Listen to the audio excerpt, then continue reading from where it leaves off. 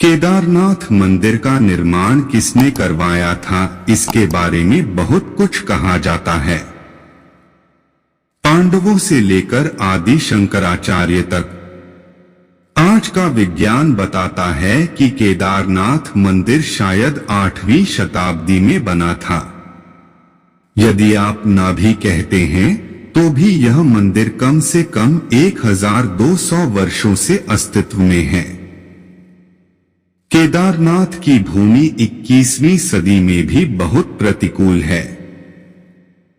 एक तरफ 22,000 फीट ऊंची केदारनाथ पहाड़ी, दूसरी तरफ 21,600 फीट ऊंची कराचकुंड और तीसरी तरफ 22,700 फीट ऊंचा भरतकुंड है।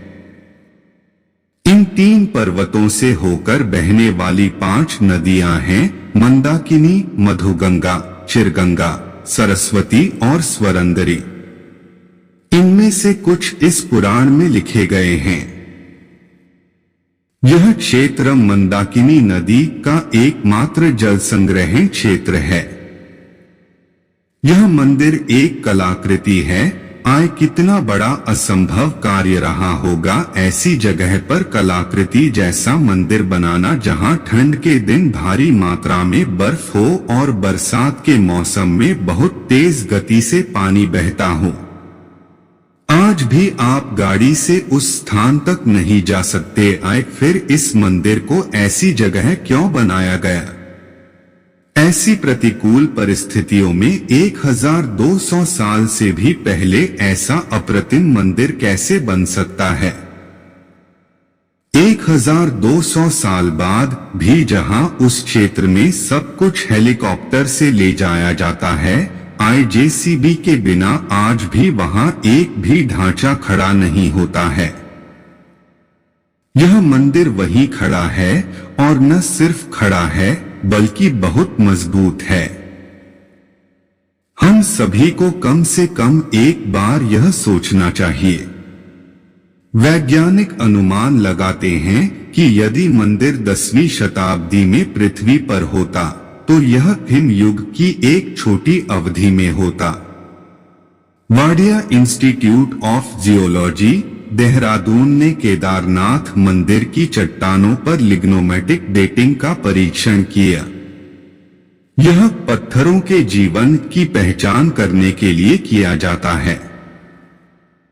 परीक्षण से पता चला कि मंदिर 14वीं सदी से लेकर 17वीं सदी के मध्य तक पूरी तरह से बर्फ में दब गया था। हालांकि मंदिर के निर्माण में कोई नुकसान नहीं हुआ। 2013 में केदारनाथ में आई विनाशकारी बाढ़ को सभी ने देखा होगा। इस दौरान औसत से 375% अधिक बारिश हुई थी।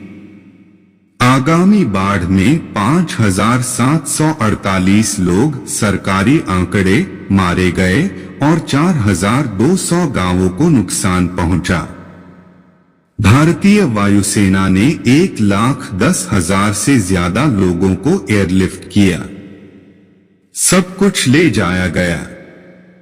लेकिन इतनी भीषण बाढ़ में भी केदारनाथ मंदिर का पूरा ढांचा जरा भी प्रभावित नहीं हुआ। भारतीय पुरातत्व सोसाइटी के मुताबिक बाढ़ के बाद भी मंदिर के पूरे ढांचे के ऑडिट में 99% मंदिर पूरी तरह सुरक्षित है। 2013 की बाढ़ और इसकी वर्तमान स्थिति के दौरान निर्माण को कितना नुकसान हुआ था, इसका अध्ययन करने के लिए IIT मद्रास ने मंदिर पर NDT परीक्षण किया। साथ ही कहा कि मंदिर पूरी तरह से सुरक्षित और मजबूत है। यदि मंदिर 2 अलग-अलग संस्थानों द्वारा आयोजित एक बहुत ही वैज्ञानिक परीक्षण में उत्तीर्ण नहीं होता है, तो आज के समीक्षक आपको सबसे अच्छा क्या कहता?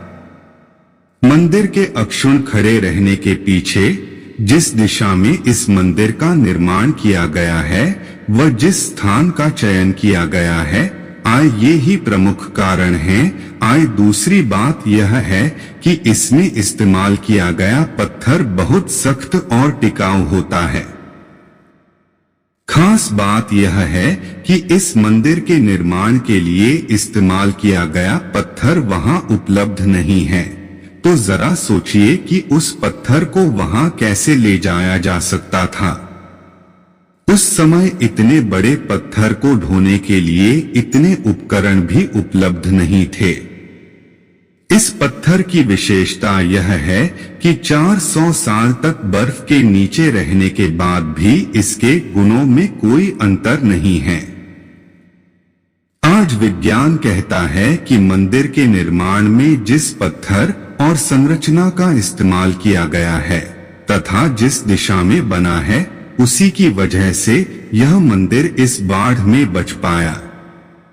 केदारनाथ मंदिर उत्तर दक्षिण के रूप में बनाया गया है, जबकि भारत में लगभग सभी मंदिर पूर्व पश्चिम हैं। विशेषज्ञों के अनुसार यदि मंदिर पूर्व पश्चिम होता तो पहले ही नष्ट हो चुका होता या कम से कम 2013 की बाढ़ में तबाह हो जाता। लेकिन इस दिशा की वजह से केदारनाथ मंदिर बच गया है।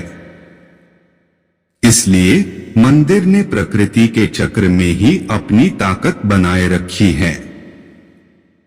मंदिर के इन मजबूत पत्थरों को बिना किसी सीमेंट के एशलर तरीके से एक साथ चिपका दिया गया है। इसलिए पत्थर के जोड़ पर तापमान परिवर्तन के किसी भी प्रभाव के बिना मंदिर की ताकत अभेद्य है। टाइटैनिक के डूबने के बाद पश्चिमी लोगों ने महसूस किया कि कैसे एनडीटी परीक्षण और तापमान ज्वार को मोड़ सकते हैं। लेकिन भारतीय लोगों ने यह सोचा और यह 1200 साल पहले परीक्षण किया। क्या केदारनाथ उन्नत भारतीय वास्तुकला का ज्वलंत उदाहरण नहीं है? 2013 में मंदिर के पिछले हिस्से में एक बड़ी चट्टान फंस गई और पानी की धार विभाजित हो गई। मंदिर के दोनों किनारों का तेज पानी अपने साथ सब कुछ ले गया, लेकिन मंदिर और मंदिर में शरण लेने वाले लोग सुरक्षित रहे। जिन्हें अगले दिन भारतीय वायुसेना ने एयरलिफ्ट किया था। सवाल यह नहीं है कि आस्था पर विश्वास किया जाए या नहीं, लेकिन इसमें कोई संदेह नहीं है कि मंदिर के निर्माण के लिए स्थल, उसकी दिशा, वही निर्माण सामग्री और यहाँ तक कि प्रकृति को भी ध्यान से विचार किया गया था, जो 1200 वर्षों तक अपनी संस्कृति और ताकत को बनाए रखेगा। हम पुरातन भारतीय विज्ञान की भारी यत्न के बारे में सोचकर दंग रह गए हैं। शिला जिसका उपयोग 6 फुट ऊंचे मंच के निर्माण के लिए किया गया है, कैसे मंदिर स्थल तक लाई गई। आज तमाम बाढ़ों के बाद हम एक बार फिर केदारनाथ के उन वैज्ञानिकों के निर्माण के आगे नतमस्तक हैं, जिन्हें उसी भव्यता के साथ 12 ज्योतिर्लिंगों में सबसे ऊंचा होने का सम्मान मिलेगा। यह एक उदाहरण है कि वैदिक हिंदू धर्म और संस्कृति कितनी उन्नत थी। उस समय हमारे ऋषि मुनियों यानी वैज्ञानिकों ने वास्तुकला, मौसम विज्ञान, अंतरिक्ष विज्ञान, आयुर्वेद में काफी तरक्की की थी।